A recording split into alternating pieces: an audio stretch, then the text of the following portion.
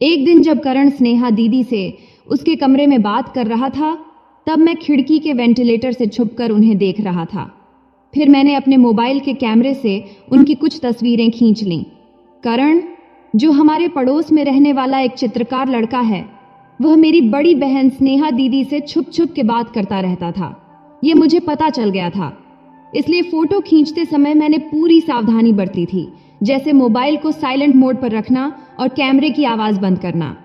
तब मेरे पास अच्छी क्वालिटी का कैमरा वाला मोबाइल फोन नहीं था, इसीलिए मैंने अपने दोस्त का मोबाइल लिया था। फिर मैंने वे सारे फोटो अपने लैपटॉप में डालकर और दोस्त के मोबाइल से डिलीट करके उसे वापस कर दिया। इसके बाद मैंने फोटो एडिटिंग सॉफ्टवेयर में एडिट करके थोड़ी उनकी ब्राइटनेस बढ़ा दिया, ताकि स्नेहा दीदी और करण का चेहरा साफ साफ दिखे। फिर मैंने उन तस्वीरों को कलर प्रिंटर से प्रिंट कर लिया। अब मुझे सही मौके का इंतजार था, ताकि मैं ये फोटो स्नेहा दीदी को दिखाकर उन्हें डराकर उनसे बात करने के लिए मजबूर कर सकूं। मैं ऐसी स्थिति का इंतजार कर रहा था जब करण शहर में ना हो और स्नेहा दीदी घर में अकेली हो। तब मुझे डर था कि अगर स्नेहा दीदी को पहले ही पता चल गया कि मुझे उनकी और करण की सच्चाई पता चल गई है, तो वह करण को बता देगी और वे मुझसे फोटो डिलीट करवाने की कोशिश करेंगे। लेकिन मैं हर वो कोशिश करता रहा जिससे उनको पता ना चले कि मुझे उनके बारे में सब कुछ पता चल गया है। फिर करीब 2 महीने बाद मुझे वो मौका मिला। तब करण 1 हफ्ते के लिए गांव गया हुआ था और स्नेहा दीदी घर पर अकेली थी। उस समय मेरी माँ को भी कुछ दिनों के लिए गांव जाना पड़ा था और पिताजी भी अपने काम से बाहर गए हुए थे। अब मुझे स्नेहा दीदी के साथ अकेले रहने का सही मौका मिल गया था, इसलिए मैंने तुरंत अपनी योजना पर काम शुरू कर दिया। मैंने स्नेहा दीदी की फोटो को एक लिफाफे में डालकर उस पर उनके पति का नाम लिखा और ऐसे दिखाया जैसे यह डाक से आया हो। उस दिन जब मैं कॉलेज से घर आया तो लिफाफा हाथ में लेकर अंदर गया और रसोई में जाकर स्नेहा दीदी को आवाज दिया। वह अपने कमरे से आई। तब वह गुलाबी गाउन पहनी हुई थी।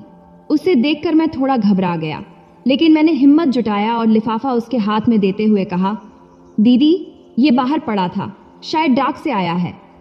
स्नेहा दीदी ने हैरानी से लिफाफा लिया और उसे देखने लगी। तब मैं कुर्सी पर बैठकर बोला, देखो ना दीदी, किसका होगा? उसने कहा, मुझे नहीं पता, ससुराल से तो ऐसा कुछ नहीं आता। फिर उसने लिफाफा खोला और अंदर रखे फोटो देखे। पहला फोटो देखते ही उसकी आंखें फटी की फटी रह गईं और चेहरा सफेद पड़ गया। वह चौंक गई और डर के मारे कुछ बोल नहीं पा रही थी। तब मैंने धीरे से पूछा, क्या हुआ दीदी, सब ठीक है? जब मैंने धीरे से पूछा तो दीदी चौंक गई और धीरे से उदास होकर बोली, हाँ। फिर बोली, शायद यह उनके लिए आया है, मैं इसे रख देती हूँ। ऐसा कहकर वह जल्दी से अपने कमरे में चली गई। उसके जाने के बाद मुझे थोड़ी राहत मिली। तब मैं सोच रहा था कि अब आगे क्या होगा। दीदी ने फोटो देख लिए थे, अब उनकी प्रतिक्रिया कैसी होगी? मेरे मन में ऐसे कई सवाल घूम रहे थे। आखिरकार फोटो उसके पास पहुंच गए थे और अब जो होना था वह हो चुका था। स्नेहा दीदी को बहुत बड़ा झटका लगा था, यह उसके चेहरे से साफ दिख रहा था। शायद वह अपनी भावनाएं मुझसे छिपाने के लिए अपने कमरे में चली गई थी, लेकिन मैं अपनी योजना के तहत आगे बढ़ना शुरू कर दिया था। अब मुझे अपने मकसद को पूरा करना था। हालांकि मैं टेंशन में था और आगे क्या होगा इसको लेकर उत्सुक था। फिर भी मैंने आराम से खाना खाया और अपने कमरे में जाकर बिस्तर पर लेट गया। फिर मैंने सोचा कि स्नेहा दीदी को कुछ समय देना जरूरी है ताकि वह खुद को संभाल सके। इसलिए अगले 2 घंटे तक मैं यही सोचता रहा कि आगे क्या करना है। फिर मैं उठा और स्नेहा दीदी के कमरे के दरवाजे पर दस्तक दिया। तभी अंदर से आवाज आई, क्या है? मैंने कहा, दरवाजा खोलो ना। इस पर दीदी ने पूछा, क्यों? मैंने कहा, मुझे कुछ बात करनी है। तब दीदी ने थोड़ी झुंझलाहट से कहा, अभी मुझे परेशान मत करो, मैं आराम कर रही हूँ। फिर तुरंत ही मैंने कहा, बस 1 मिनट के लिए खोलो। तब दीदी शायद सोच में पड़ गई थी और 1 मिनट तक कुछ नहीं बोली। फिर उसने कहा, ठीक है, 2 मिनट रुको। फिर उसने दरवाज़ा खोला और मुझे अंदर जाने दिया। तब वह बिस्तर पर बैठ गई और थके हुए अंदाज में बोली, जल्दी बोलो, मेरा सिर दर्द कर रहा है, मुझे सोना है। मैंने चिंता जताते हुए पूछा, दीदी, तबीयत ठीक नहीं है क्या? मैं ठीक हूँ, जल्दी बताओ क्या कहना है, उसने चिढ़ते हुए कहा। मैंने कहा, मेरे मोबाइल में कुछ फ़ोटो हैं जो तुम्हें दिखाने हैं। ये सुनते ही दीदी चौकन्नी हो गई और सतर्क होकर बोली, कैसे फोटो और मुझे क्यों दिखा रहे हो? मैंने हंसते हुए कहा, अरे पहले देख तो लो, तुम्हें पसंद आएंगे। उसने रूखे अंदाज में कहा, मुझे कुछ नहीं देखना, तुम यहाँ से जाओ। तब मैंने गंभीरता से कहा, अगर नहीं देखोगी तो पछताओगी। अब दीदी उलझन में पड़ गई और बोली, क्या मतलब है तुम्हारा? अच्छा ठीक है, दिखाओ जल्दी। तब मैं उत्साहित था लेकिन थोड़ा नर्वस भी था। मैं उसके पास गया, मोबाइल निकाला और गैलरी ओपन किया। तब स्नेहा दीदी ध्यान से स्क्रीन की ओर देख रही थी। पहला फोटो देखते ही उसने राहत की सांस ली, क्योंकि वह फोटो माँ का था जो किचन में काम कर रही थी। फिर उसने मोबाइल हाथ में ले लिया। तब मैंने कहा, आगे के फोटो देखो, बहुत अच्छे हैं। फिर दीदी ने मोबाइल स्क्रीन को स्क्रॉल किया और आगे के फोटो देखने लगी। तब मैं उसके पास ही खड़ा होकर एक नज़र स्क्रीन पर और एक नज़र उस पर रखा हुआ था। मोबाइल में आगे माँ और पापा के कुछ सामान्य पारिवारिक फोटो थे। फिर स्नेहा दीदी और करण के भी कुछ नॉर्मल फोटो थे। आगे की जैसे ही दीदी ने फोटो देखी, उसकी टेंशन दूर हो गई और वह उत्साह से फोटो देखने लगी। फिर अगला फोटो सिर्फ स्नेहा दीदी का था, जिसमें वह एक सुंदर साड़ी में थी। वह फोटो देखकर उसने मुझसे पूछा, ये फोटो तुमने कब लिया? तब मैंने मुस्कुराते हुए कहा, आगे के फोटो देखोगी तो खुद पता चल जाएगा। फिर दीदी ने मुझे अजीब नज़रों से देखा और फिर हंसकर आगे के फोटो देखने लगी। जैसे ही उसने अगला फोटो देखा, जिसमें उसकी कमर के ऊपर का हिस्सा था, जिसे देख उसकी आंखें चौड़ी हो गईं और वह घबराकर मेरी तरफ देखने लगी। तब मैंने इशारे से उसे अगले फोटो पर जाने के लिए कहा। अब अगला फोटो देखकर उसकी चिंता सही निकली, क्योंकि उस फोटो में वह और करण के साथ खड़ी थी।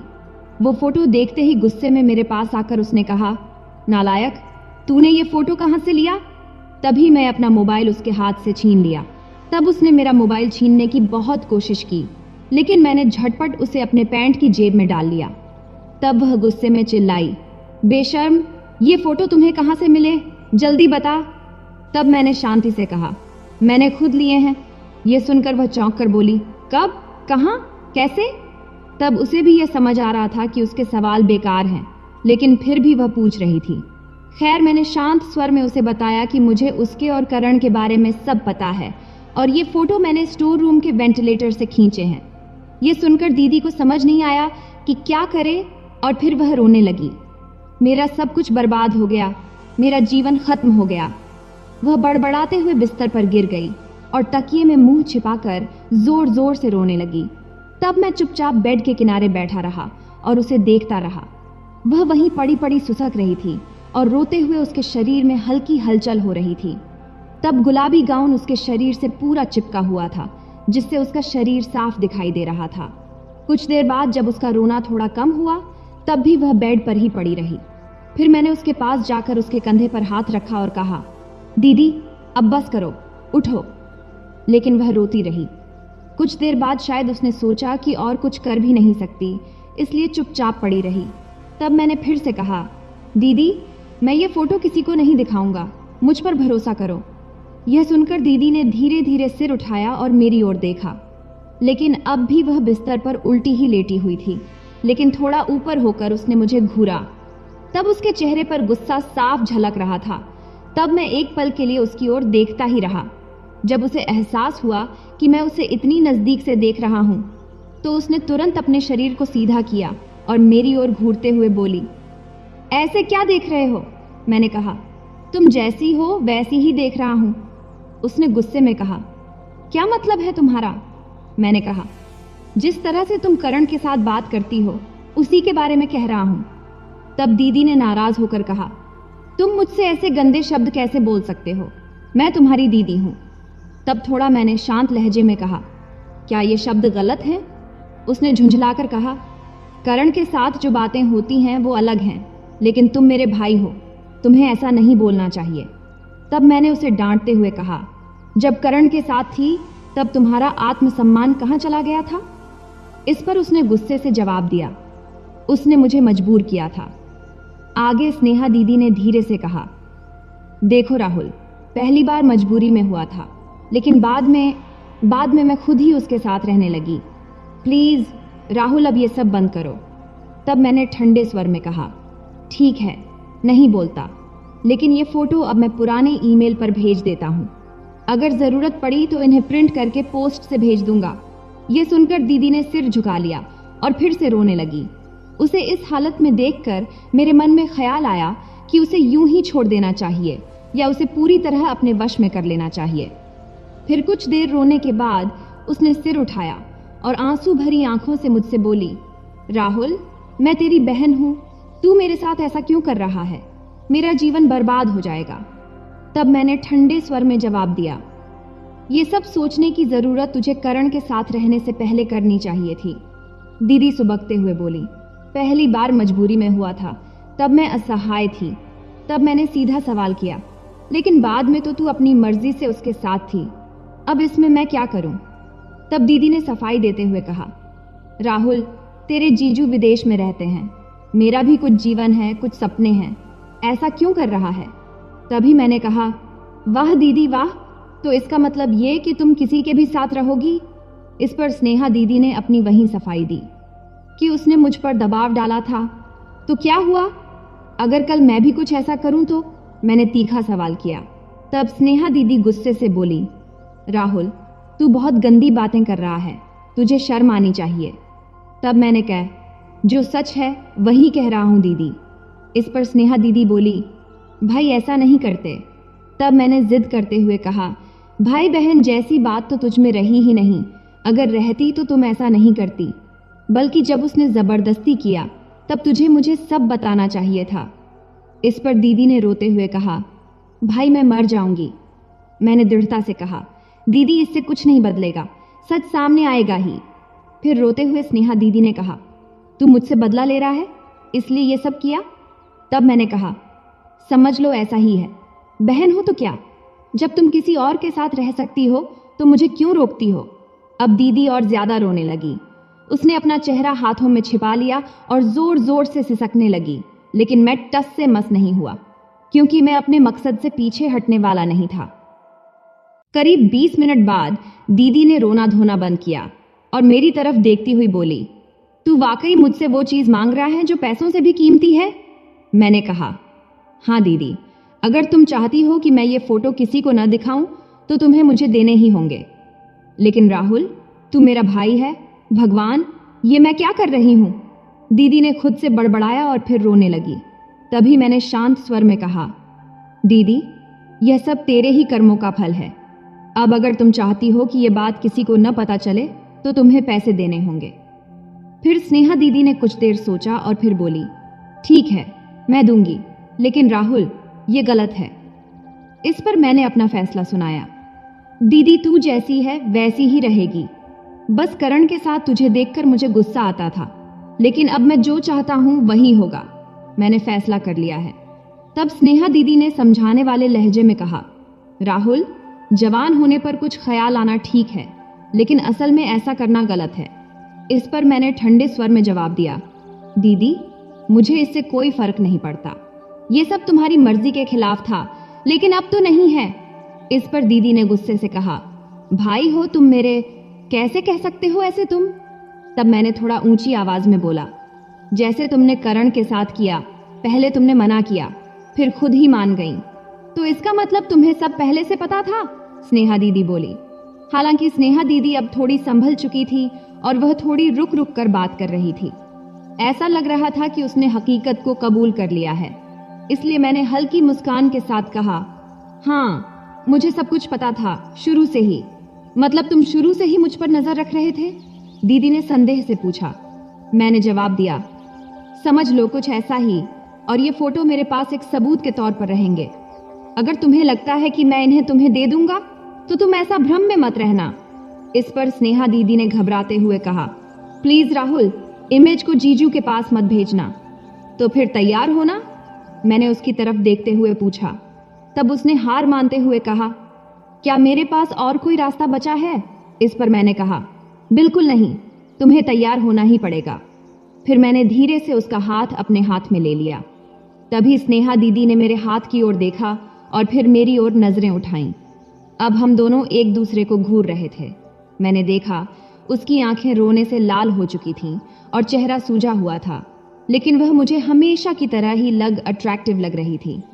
फिर थोड़ी देर की खामोशी के बाद दीदी ने मेरे हाथ पर अपना हाथ रखते हुए कहा, राहुल, मैं तैयार हूं, लेकिन मुझे थोड़ा समय चाहिए। ये कोई छोटी बात नहीं है, मुझे इसकी आदत नहीं है। मेरा मन अभी इसके लिए तैयार नहीं है। मुझे थोड़ा सा समय दे दो। अभी मैं आराम करना चाहती हूँ, बहुत थक गई हूँ। अब दीदी की बात सुनकर मैं सोच में पड़ गया। फिर सोचा, आखिर उसने हाँ तो कह ही दिया है। अगर उसे थोड़ी देर आराम करने दिया जाए तो क्या ही फर्क पड़ेगा। इससे वह मानसिक रूप से तैयार भी हो जाएगी और शायद बाद में कोई दिक्कत न करे। तब मैंने मन ही मन सोचा कि उसे अब आराम करने देना चाहिए। इसलिए मैंने कहा, ठीक है दीदी, तुम आराम कर लो, मैं 2 घंटे में वापस आता हूँ, लेकिन तब कोई बहाना मत बनाना। फिर दीदी ने करवट लेकर मुंह उधर कर लिया और तकिए में मुंह छुपा लिया। तब उसे इस तरह देखने पर मुझे गुस्सा आया, लेकिन मैंने कुछ नहीं कहा और चुपचाप कमरे से बाहर निकल गया। जैसे ही मैं बाहर आया, खुशी से उछल पड़ा, क्योंकि मेरा मकसद पूरा हो गया था। मेरी सारी मेहनत सफल रही थी। तभी अचानक कमरे से दीदी की आवाज आई, राहुल, रुकना। तब मैंने दरवाजे से मुड़कर पूछा, क्या हुआ दीदी? उसने कहा, राहुल, इन फोटो का क्या करेगा तू? मैंने हंसते हुए कहा, पहले सब ठीक से होने दो, फिर मैं खुद अपने मोबाइल से डिलीट कर दूंगा। लेकिन कोई देख लेगा तो? उसने कहा। मैंने कहा, कोई नहीं देखेगा, मैंने बहुत अच्छी तरह से छुपा रखा है, तुम चिंता मत करो। तब उसे यह भरोसा दिलाकर मैं कमरे से बाहर निकल गया। बाहर निकलते ही मुझे महसूस हुआ कि मैंने जो चाहा था वह अब पूरा होने वाला है। फिर खुशी से उछलते हुए मैं अपने कमरे में गया और बिस्तर पर लेटकर सोचने लगा कि स्नेहा दीदी को कैसे हैंडल करना है। वो मुझसे क्या क्या कहेगी, कैसे करेगी, मैं नर्वस तो नहीं हो जाऊंगा। ये सब सोचते सोचते मैं कल्पनाओं में खो गया। लगभग 1.5 घंटे बाद मैं उठा, फिर फ्रेश होने के लिए बाथरूम गया और वापस आकर अपने कपड़े बदला। फिर मैंने आरामदायक टी-शर्ट और बरमुडा शॉर्ट्स पहन लिया ताकि खुद को सहज महसूस कर सकूं। फिर मैं स्नेहा दीदी के कमरे की ओर बढ़ा। तब दरवाज़ा बंद था। मैंने हल्का धक्का दिया और दरवाज़ा खोल दिया। फिर अंदर जाते ही जो देखा उसे देखकर मैं हैरान रह गया। स्नेहा दीदी अपने बिस्तर पर लेटी थी। उसकी आंखें बंद थीं, लेकिन वो सच में सोई नहीं थीं, बस आंखें बंद करके यूं ही पड़ी थीं। मुझे लगा था कि शायद वो सो गई होगी, लेकिन नहीं, वो पूरी तरह तैयार होकर मेरा इंतजार कर रही थी। मैंने कभी नहीं सोचा था कि वो इस तरह लेटी मिलेगी। मुझे लगा था कि शायद वो सोचते सोचते सो गई होगी, लेकिन यहाँ मामला कुछ और ही था। उसके चेहरे पर हल्की उदासी थी, लेकिन फिर भी वो शांत दिख रही थी। तब मैं धीरे धीरे उसके पास गया। मेरी आहट से उसने हल्के से आंखें खोली और मुझे देखा। तब मैंने हल्की मुस्कान दिया, लेकिन उसने फिर से आंखें बंद कर लीं। उसकी आंखों में हल्का गुस्सा था, शायद शर्म भी। आखिर भाई के सामने इस तरह लेटना उसके लिए भी असहज था, भले ही वो खुद ही इसके लिए तैयार हुई हो। अब मैं उसके बिल्कुल करीब था। मैंने हल्के स्वर में कहा, स्नेहा दीदी। इस पर उसने आंखें तो नहीं खोली, मगर धीमे से बोली, क्या है? तब मैंने पूछा, तुम ऐसे आंखें बंद करके क्यों पड़ी हो? दीदी बोली, तो क्या करूं? तुम्हें मुझसे बात करनी है ना? मैंने कहा, हाँ, लेकिन तुम्हारी आंखें बंद होंगी तो कैसे बात करूंगा? दीदी बोली, तो क्या तुम मेरी आंखों से ही बात करोगे? मैंने कहा, नहीं, लेकिन मैं आगे कुछ कहता, इससे पहले ही दीदी बोल पड़ी, देखो राहुल, समय मत गवाऊं, इसलिए तो मैं यहाँ पहले से तैयार होकर पड़ी हूँ। इस पर मैंने हिचकिचाते हुए कहा, दीदी, ये सब ठीक नहीं लग रहा है। तुम्हें नहीं लग रहा होगा, लेकिन मुझे अब सब समझ में आ गया है। लेकिन दीदी, सच कहूँ तो ये सब तुम्हारी ही वजह से हुआ है। दीदी बोली, तो क्या करूं? अब जो हो गया उसे टाल तो नहीं सकते। तभी मैंने उसकी ओर देखते हुए पूछा, क्या अब तुम तैयार हो? उसने कहा, नहीं, लेकिन क्या मेरे पास और कोई रास्ता है? नहीं ना, इसलिए बेहतर होगा कि तुम इस सिचुएशन से कुछ सीख लो। लेकिन याद रखना, तुम मेरे भाई हो, मैं तुम्हारे साथ ऐसा महसूस नहीं कर सकती। इस पर मैंने कहा, पहले भी तो तुमने ऐसा ही कहा था, लेकिन बाद में तुमने खुद स्वीकार किया ना। इस पर उसने कहा, वो अलग बात थी, लेकिन तुम मेरे भाई हो। तब मैं थोड़ा सोचा और फिर बोला, ठीक है दीदी, अगर तुम्हें ठीक नहीं लगता तो छोड़ दो, मैं फिर कभी इस बारे में बात नहीं करूंगा। लेकिन अगर तुम थोड़ी कोशिश करोगी तो शायद तुम्हें भी अच्छा लगेगा। इस पर स्नेहा दीदी ने कोई जवाब नहीं दिया। वो चुपचाप लेटी रही और मैं उसे मनाने की कोशिश करता रहा। तो दोस्तों, यह थी हमारी आज की छोटी सी कहानी। आपको यह कहानी कैसी लगी कमेंट करके ज़रूर बताएं। अगर आपको यह कहानी पसंद आई हो तो इसे लाइक करें और अपने दोस्तों के साथ शेयर करें। आगे भी ऐसी ही रोमांचक कहानियों के लिए हमारे चैनल को सब्सक्राइब करें और बेल आइकन दबाना न भूलें ताकि आप हमारी कोई भी कहानी मिस न करें। धन्यवाद। भाई ने धीरे से मेरे कमरे का दरवाज़ा खोला और अंदर आकर मुझे सोता हुआ देखकर अंदर से दरवाजे की कड़ी लगा दी। मैं भी सोने का नाटक ही कर रही थी। कमरे में हम दोनों के सिवा और कोई भी नहीं था। मुझे अच्छे से मालूम था कि मेरा भाई आधी रात को मेरे कमरे में किस लिए आया है। मैं भी बिस्तर पर आंख बंद करके ऐसी पड़ी थी जैसे बहुत ही गहरी नींद में हूँ। उसके बाद जो भाई मेरे साथ करने वाला था वो मुझे मालूम था, पर मैं भी उसे रोकने की कोशिश नहीं करती थी। क्यों नहीं रोकती थी, इसका जवाब आपको कहानी में आगे मिलेगा। आखिर ये सब कैसे शुरू हुआ और भाई को सबसे ज़्यादा मेरे में क्या पसंद था। पूरी कहानी जानने के बाद आपके होश उड़ जाएंगे कि कैसे उसने मुझे सिर्फ अपनी उंगली से। हेलो दोस्तों, मेरी उम्र 21 साल थी। मैं सेकंड ईयर की स्टूडेंट थी। उन दिनों गर्मी शुरू हो चुकी थी, इसलिए हमें कॉलेज से छुट्टियां मिल गई थीं। रोज़ की तरह आज भी पूरे घर की सफाई करने के बाद मैं अपने बिस्तर पर आराम कर रही थी। थकावट इतनी ज़्यादा थी कि ऐसा लग रहा था जैसे पूरा बदन अकड़ गया हो। मैं अपने बिस्तर पर लेटकर सुकून पाने की कोशिश कर रही थी और हाथों से अपने सिर की मसाज कर रही थी। तभी मेरी एक कराहती आवाज़ सुनकर मेरा भाई विक्की बंद कमरे में आया और कहने लगा, क्या हुआ दीदी, तबीयत तो ठीक है? मैंने कहा, क्या बताऊं भाई, मम्मी सारा काम मेरे सर पर डालकर चली जाती है। कॉलेज की छुट्टियां क्या हुई, सारे घर की जिम्मेदारी मुझ पर आ गई है। ऊपर से मुलाजिम भी छुट्टी पर है। मुझसे नहीं होते ये घर के काम। मेरी बात सुनकर वह मेरे पास बैठ गया और कहने लगा, मेरी प्यारी बहन, कोई बात नहीं, मैं अब भी तुम्हारे लिए दूध लेकर आता हूँ, उसे पियोगी तो सुकून मिलेगा। विक्की की बात सुनकर मैं मुस्कुरा दी और कहा, बस तुम खाना बाहर से ले आना, मैं थोड़ी देर सो जाऊंगी। इसके बाद वह वापस दूध लेकर आया। उसे देखकर मुझे उस पर बहुत प्यार आया। सच में दुनिया में बहुत कम ही ऐसे भाई होते हैं जो अपनी बहनों का इतना ख्याल रखते हैं। मैंने उसे ढेर सारी दुआएं दी और उसका लाया हुआ दूध पीने लगी। दूध पीने के बाद मैंने गिलास एक साइड पर रखा और लेट गई। विक्की कहने लगा, चलो मैं तुम्हारा सिर दबा देता हूँ, तुम आराम से सो जाओ। वह मेरे सिरहाने बैठ गया और अपने हाथों से मेरा सिर दबाने लगा।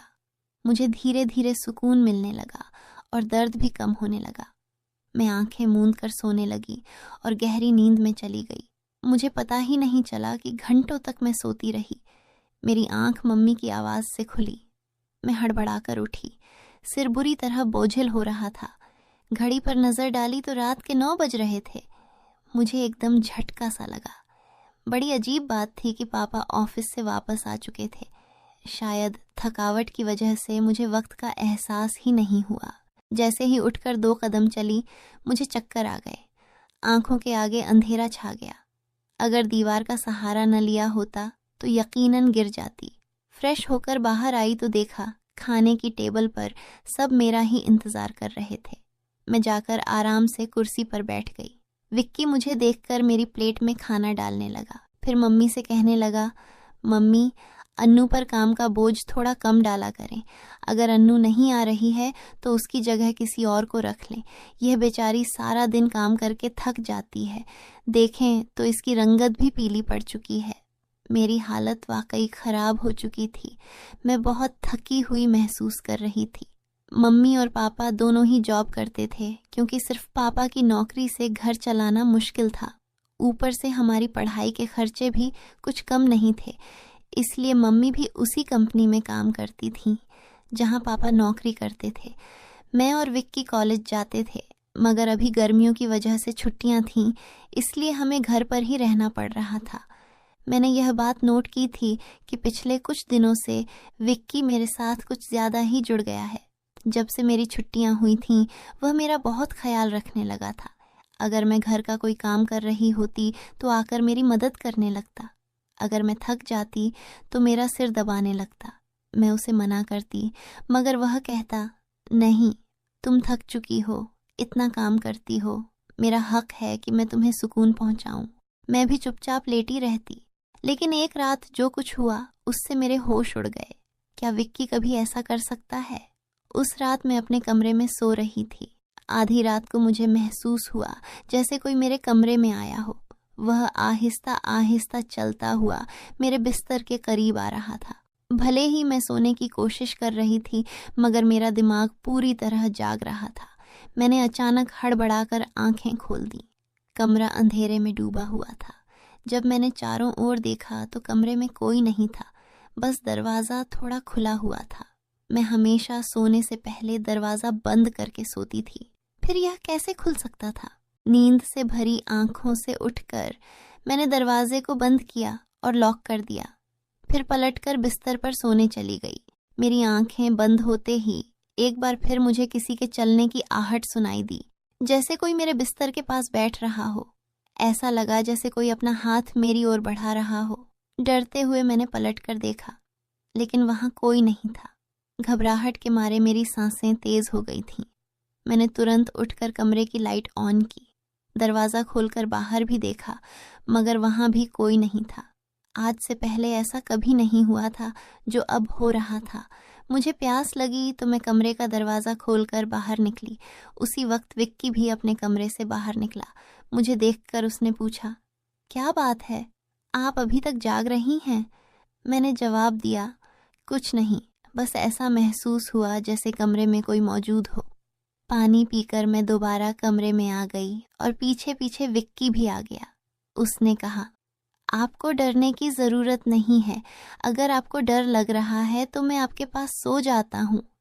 मैंने उसे मना करते हुए कहा, नहीं, तुम्हें अपनी नींद खराब करने की ज़रूरत नहीं है।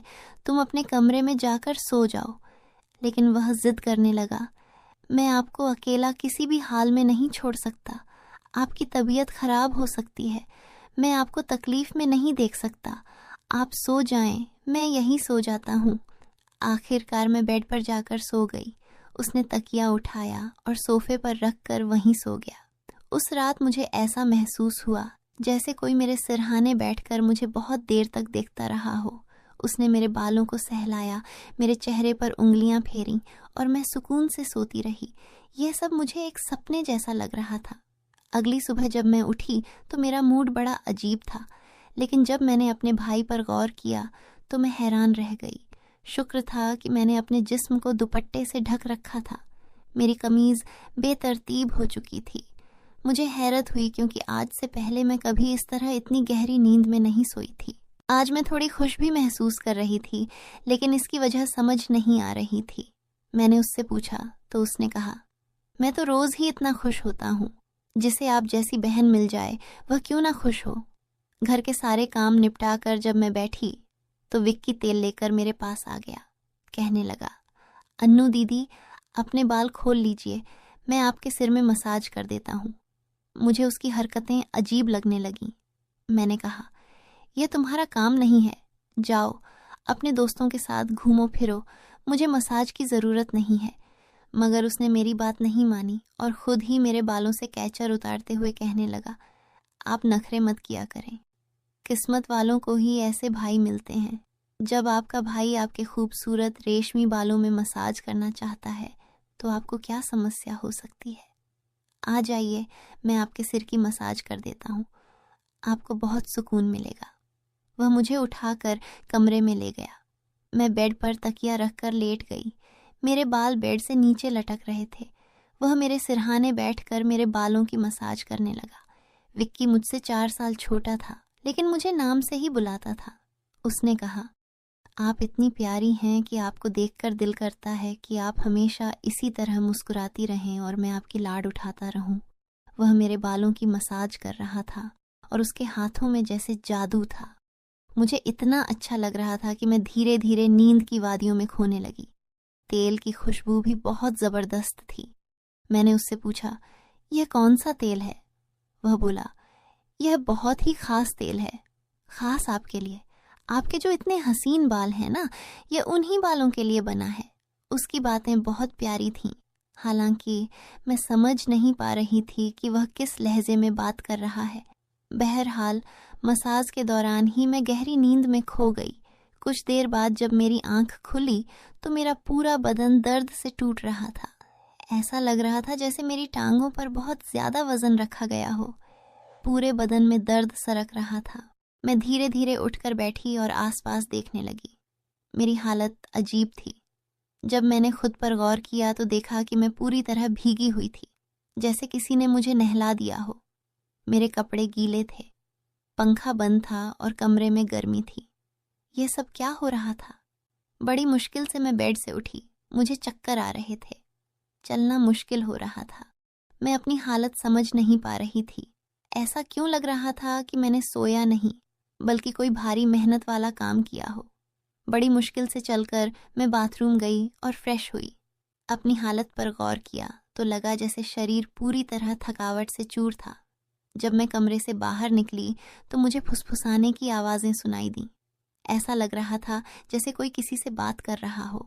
घर में मेरे और विक्की के अलावा कोई नहीं था। फिर वह किससे बात कर रहा था? मैं पहले किचन में पानी पीने गई, मगर तब तक वह फुसफुसाहट रुक चुकी थी। मैं किचन के दरवाजे के पास खड़ी थी जब मैंने बैठक से किसी को निकलते देखा। उसके हाथ में काफ़ी पैसे थे जिन्हें देखकर वह मुस्कुरा रहा था। यह देखकर मेरे माथे पर बल पड़ गए। अगले ही पल उसकी नज़र मुझ पर पड़ी। मुझे देखकर उसने कहा, अन्नू, आप उठ गईं? मैं उसकी तरफ धीरे धीरे चलकर गई। वह हड़बड़ाकर पैसों को अपनी पैंट की जेब में डालने लगा, मगर मैंने उसका हाथ पकड़कर उन पैसों को सामने लाकर पूछा, इतने पैसे तुम्हारे पास कहाँ से आए? वह नजरें झुका चुका था। धीरे से कहने लगा, आप प्लीज पापा को मत बताना। मैं ताज्जुब में थी कि उसने यह पैसे पापा को क्यों नहीं दिए। मैंने सख्ती से पूछा तो वह सहम गया। उसने कहा, ये पैसे तो पापा के एक दोस्त ने कई साल पुराने कर्ज के रूप में लौटाए थे। मैंने सोचा था कि इनसे मोबाइल खरीद लूंगा, लेकिन उसने पैसे मुझे थमा दिए। मैंने उसे डांटते हुए कहा, हाँ, तुमने अच्छा किया। घर के हालात देखो किस कदर खराब हैं। हमारे माँ बाप दोनों नौकरी कर रहे हैं और तुम मोबाइल खरीदने की बात कर रहे हो। वह शर्मिंदा हो गया। उसी रात मैंने वे पैसे पापा को दे दिए। उस रात विक्की मुझसे कोई बात नहीं कर सका और जल्दी सोने चला गया। अगले दिन मैं किचन में काम कर रही थी जब विक्की अपने दोस्तों के साथ घर में दाखिल हुआ। मैं यह देखकर हैरान थी कि वह अपने दोस्तों को सीधा लाउंज में ले आया था। उस वक्त मैं दुपट्टा उतारकर बर्तन धो रही थी। जैसे ही वे सब हंसते हुए अंदर आए, मैंने तुरंत दुपट्टा ओढ़ लिया। मैंने उसे समझाने की कोशिश की, यह क्या तरीका है? तुम जानते हो इस वक्त मम्मी पापा घर पर नहीं हैं, फिर भी तुम इन लोगों को घर ले आए हो। विक्की तुनक्कर बोला, यह मेरा घर है। जब आपको मेरा ख्याल नहीं है तो मैं आपका ख्याल क्यों करूं? अच्छा, खाना तैयार करो। ये मेरे बहुत खास दोस्त हैं। वह मुझसे काफ़ी नाराज़ लग रहा था, मगर अब मैं क्या करती? खाना तो बनाना ही था। मैं उसके दोस्तों के लिए खाना बनाने लगी। तभी वह बोला, खाना परोसने भी तुम खुद ही आओगी। विक्की का यह रवैया मुझे हैरान कर रहा था। छोटी सी बात पर वह इतना कैसे बदल सकता था? मैंने खाना टेबल पर लगा दिया। मैंने गौर किया कि उसके दोस्त बार बार मुझे घूर रहे थे। वे सभी विक्की की उम्र से बड़े लग रहे थे और अजीब तरीके से मुझे देख रहे थे, जैसे मुझे निगल ही जाएंगे। मैं डरकर अपने कमरे में चली गई और खुद को बंद कर लिया। जैसे ही वे गए, मैं विक्की पर फट पड़ी, दोबारा तुम्हारे ये दोस्त इस घर में नजर नहीं आने चाहिए। मगर वह अगले ही पल मेरे गाल थाम कर कहने लगा, इतना गुस्सा कहाँ से आता है? वे दोबारा नहीं आएंगे, लेकिन आप इस बारे में मम्मी पापा को कुछ नहीं बताएंगी। विक्की के इस बर्ताव से मैं परेशान हो गई। वह कभी प्यार जताने लगता था तो कभी चिढ़ने। बहरहाल मैंने हामी भर दी और अपने कमरे में चली गई। मुझे विक्की की हरकतें दिन ब दिन अजीब लगने लगी थीं। उस रोज़ भी जब मैं अपने कमरे में आराम करने के लिए सोई तो अचानक मुझे अपने पैरों पर किसी के हाथ महसूस हुए। मैंने चौंक कर आंखें खोलीं तो देखा कि विक्की मेरे पैरों को अपनी गोद में रखकर मसाज कर रहा था। मैंने तुरंत उसे ऐसा करने से मना किया, मगर वह कहने लगा, मैं जो कर रहा हूँ मुझे करने दो। इस घर में एक मैं ही हूँ जिसे आपकी इतनी फिक्र है। मम्मी पापा को तो काम से ही फुर्सत नहीं है। मैं भी थक चुकी थी। आंखें बंद की और सोने लगी। विक्की के हाथों की मसाज से मुझे नींद आ गई, लेकिन जब मेरी आंख खुली तो मेरे होश उड़ गए। मेरा सिर बुरी तरह चकरा रहा था। बिस्तर की चादर बिल्कुल बेतरतीब हो चुकी थी। बिस्तर पर एक शर्ट और एक मेल परफ्यूम पड़ा था। यह सामान किसका था? मैं कुछ बोल नहीं सकी। मेरे सिर में इतनी तेज दर्द था कि मैं फिर से बिस्तर पर गिर गई। ऐसा लग रहा था जैसे किसी ने मुझे बेहोशी की दवा पिला दी हो। पास में फुसफुसाने की आवाजें आ रही थीं, मगर कौन बोल रहा था यह मैं पहचान नहीं सकी। मुझे सिर्फ विक्की की आवाज सुनाई दे रही थी। ऐसा लग रहा था जैसे वह मेरे कमरे में मौजूद हो और मुझे उठाने की कोशिश कर रहा हो।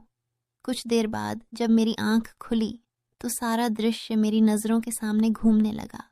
मैंने सबसे पहले बेड की तरफ देखा, जहां पहले शर्ट और परफ्यूम पड़े थे, मगर अब वहां कुछ भी नहीं था। आज फिर मेरी हालत बहुत अजीब थी। मैं कोई बच्ची नहीं थी जो यह सब कुछ समझ न पाती। घर में मेरे और विक्की के अलावा और कोई नहीं था। फिर मेरे सोने के बाद ऐसा क्या होता था कि मेरा पूरा शरीर पानी से नहला दिया गया हो? सिर्फ इतना ही नहीं, मेरा शरीर दर्द से चूर था और रंगत भी बिल्कुल पीली पड़ चुकी थी। दिन ब दिन विक्की मेरे करीब आने की कोशिश कर रहा था, मगर मैं हर बार कोई न कोई बहाना बनाकर अपने कमरे में चली जाती थी। मेरे दिमाग में अजीब अजीब से विचार आने लगे थे। तबीयत भी काफ़ी ख़राब रहने लगी थी। मेरी हालत देखकर माँ भी परेशान हो गई। उन्होंने कहा कि वह अगले दिन ऑफिस से छुट्टी लेकर मुझे डॉक्टर के पास ले जाएंगी, ताकि पता चल सके कि मुझे क्या समस्या है। उस रात मैं बार बार उठ रही थी और ठीक से सो नहीं पाई। अगले दिन मेरे माता पिता हमेशा की तरह अपने काम पर चले गए। मुझे लगा शायद उन्हें मेरी परवाह नहीं थी। आखिरकार मैं खुद ही डॉक्टर के पास गई। वहाँ अल्ट्रासाउंड से पता चला कि मैं गर्भवती हूँ। यह सुनकर मेरे होश उड़ गए। आखिर यह सब मेरे साथ कौन कर सकता था? विक्की मेरा भाई था, लेकिन फिर मेरे दिमाग में यह बात आई कि मैं उसे सगा भाई समझती हूँ, जबकि वह मेरा सौतेला भाई है। विक्की मेरी माँ की दूसरी शादी से था, जबकि मैं उनकी पहली शादी की औलाद थी। इस तरह की बातें मुझे गलत सोचने पर मजबूर कर रही थीं। मुझे समझ नहीं आ रहा था कि यह बात मैं अपने माता पिता को कैसे बताऊं। विक्की जब भी मेरे पास बैठता तो कभी मेरा हाथ पकड़ता तो कभी मेरे गाल खींचने लगता। मैं पहले इन बातों को हल्के में लेती थी, मगर अब सब कुछ अलग नजर आ रहा था। एक दिन मैं अस्पताल गई और अबॉर्शन से पहले डॉक्टर से कहा कि इस बच्चे का डीएनए टेस्ट किया जाए। डॉक्टर ने रिपोर्ट दी और जब मैंने उसे देखा तो मेरी सांसें थम गईं। जो मैं सोच रही थी वैसा कुछ भी नहीं था। बच्चा विक्की का नहीं था, लेकिन फिर सवाल उठा, यह किसका था? मैंने इस गुत्थी को सुलझाने के लिए अपने कमरे में मोबाइल का कैमरा फिट कर दिया। मुझे सच जानना था। कुछ दिनों बाद जब माँ पापा घर पर नहीं थे, विक्की फिर मेरे पास आया। उसने मेरे सिर की मालिश शुरू कर दी। मैंने बहुत कोशिश की कि मैं ना सोऊं, मगर तेल में शायद कोई बेहोशी की दवा मिलाई गई थी। जैसे ही मैं उस तेल को सूंघी, बेहोश हो गई। 1 घंटे बाद जब मुझे होश आया तो माँ बाप घर लौट आए थे। मैंने तुरंत अपने कमरे में लगे कैमरे की रिकॉर्डिंग देखी और जैसे ही सच्चाई सामने आई, मेरे पैरों तले जमीन खिसक गई। विक्की मेरे कमरे में अपने घटिया दोस्तों को लाता था। वे मेरे साथ घिनौना बर्ताव करते थे। अपना काम पूरा करने के बाद वे विक्की को पैसे देकर चले जाते। यह देखकर मैं पूरी तरह टूट गई। गुस्से और सदमे में मैं अपने कमरे से बाहर निकली। मैंने विक्की का गिरेबान पकड़ा और थप्पड़ों की बरसात कर दी। मम्मी पापा भी यह सब देखकर दौड़ कर आए। पापा ने मेरे हाथ पकड़ लिए और गुस्से में कहा, होश में हो क्या? पागल हो गई हो? क्यों मार रही हो इसे? मैं रोते हुए चिल्लाई, आप देखिए यह जलील इंसान मेरे साथ क्या कर रहा है। मैंने उन्हें कैमरे की रिकॉर्डिंग दिखा दी। वीडियो देखकर माँ फर्श पर गिर पड़ी। पापा को भी अपनी आंखों पर यकीन नहीं हो रहा था। गुस्से से भरे पापा ने विक्की को पकड़कर पीटना शुरू कर दिया। उसके मुंह और नाक से खून बहने लगा। तभी विक्की गुस्से में चिल्लाया, मैंने इसे कभी अपनी बहन समझा ही नहीं। मुझे पैसों की ज़रूरत थी और लोग इसके लाखों रुपए देने को तैयार थे। मुझे अपनी ज़रूरतें पूरी करनी थी, इसलिए मैंने यह कदम उठाया, अपनी बहन की जिस्म फरोशी करवाई। यह सुनकर मैं अपने कानों पर हाथ रखकर बस रोती रही। पापा ने उसे इतना मारा कि वह लहूलुहान हो गया, मगर जैसे तैसे वह खुद को छुड़ाकर घर से भाग गया। उसके बाद वह कभी भी उस घर में लौट कर नहीं आया। मेरे पेट में पल रहा बच्चा नाजायज़ था।